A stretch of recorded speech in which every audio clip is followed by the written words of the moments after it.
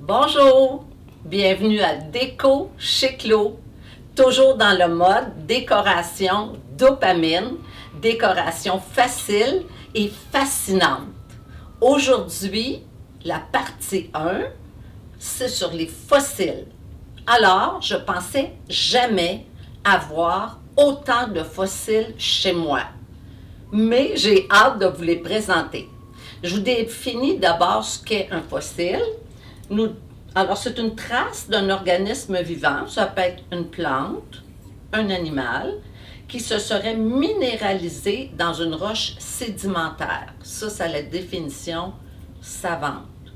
Cet organisme est conservé généralement par pétrification.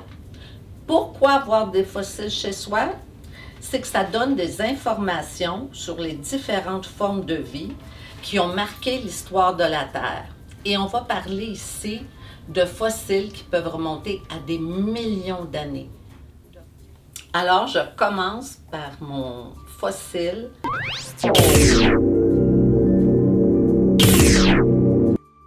L'ammonite. C'est un fossile qui, heureusement, est très facile à trouver. Le prix est abordable.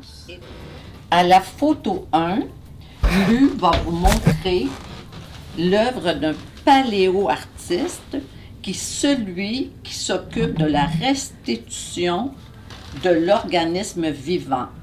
Voyez ce que ça avait l'air une ammonite il y a 335 millions d'années.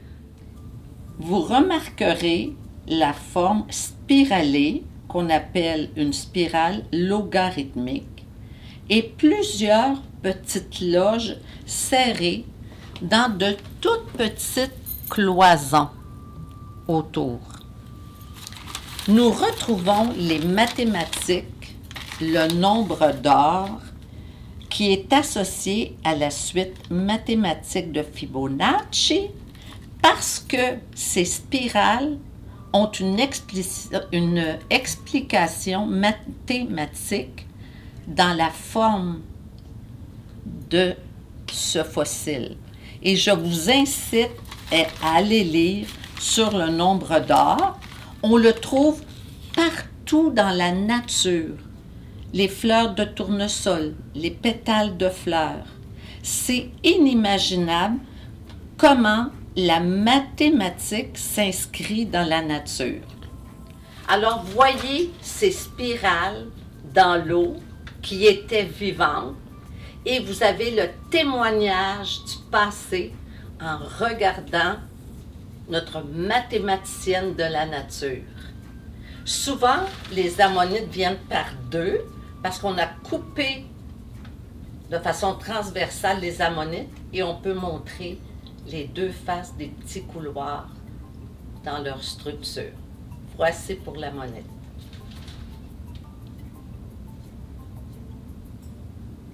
Okay. Maintenant, je vous montre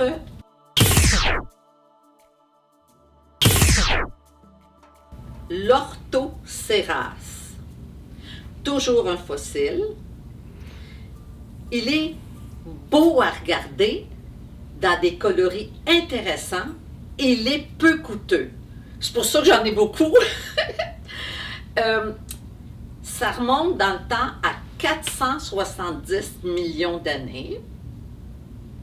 Il y a des caractéristiques, un peu comme pour les pierres. On dit que ça apporte une bonne tonicité.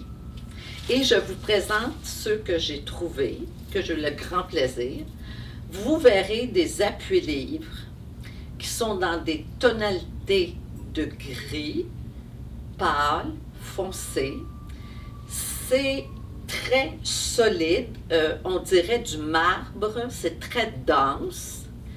Un peu plus à côté, vous allez voir une pièce plus rectangulaire avec les mêmes fossiles, mais cette fois-ci comme une petite ammonite et l'Orthocéras, Et enfin, ce qu'on retrouve beaucoup, l'espèce de colonne là, que vous voyez, qui a été sculptée de façon à pouvoir tenir pour faire un bibelot facile à utiliser. Alors, c'est quand même un fossile impressionnant. Moi, je considère que c'est comme un petit obélisque de la nature. Heureusement qu'on en trouve beaucoup et qu'on peut lui trouver aussi plusieurs fonctions.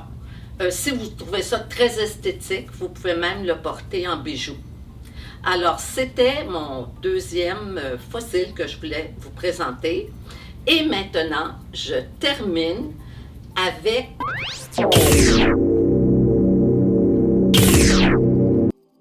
le poisson fossile que je vous montre.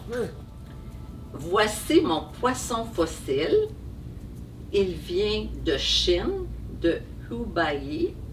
Le nom, même si vous ne le retenez pas, c'est pas grave, vous le savez, Jiang anichetis. C'est assez facile à trouver. C'est une pièce que j'ai mise dans un petit cadre.